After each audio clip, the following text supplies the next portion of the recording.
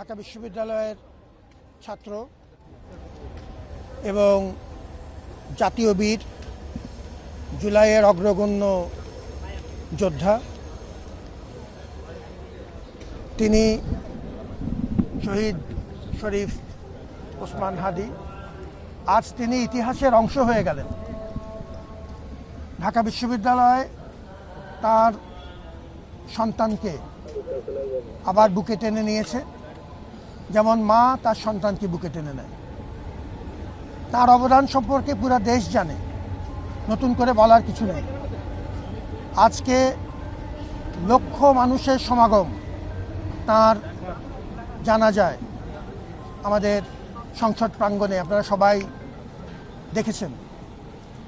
মানুষের মধ্যে যে গভীর ভালোবাসা এবং আবেগ তার মৃত্যুর মধ্য দিয়ে আমরা দেখলাম, সেটি প্রমাণ করে যে আধিপত্যবাদের বিরুদ্ধে, অন্যায়ের বিরুদ্ধে একটি ন্যায়সঙ্গত সমাজ ও দেশ প্রতিষ্ঠা করার লক্ষ্যে যে সংগ্রাম, তার প্রতি সারা বাংলাদেশ সবসময়ের জন্যই একাত্ম অনুভব করে।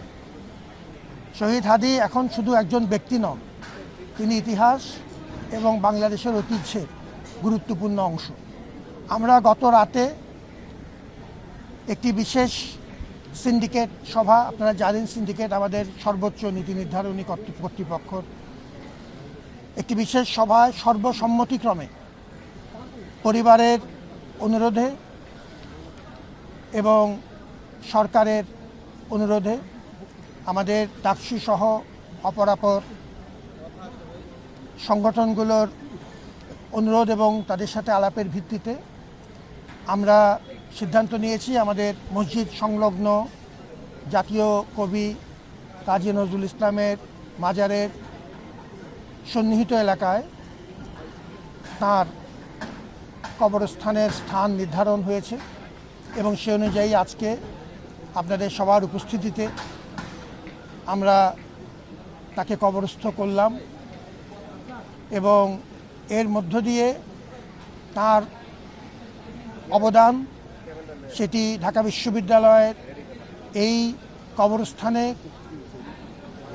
সমাধিতে খুব অল্প সংখ্যক সৌভাগ্যবান মানুষের স্থান হয়। আপনারা সেটি জানেন। শেষবার 2012 সালে এরকম একটি সিদ্ধান্ত নেওয়া হয়েছিল আমাদের একজন শ্রদ্ধেয় সহকর্মীর জন্য।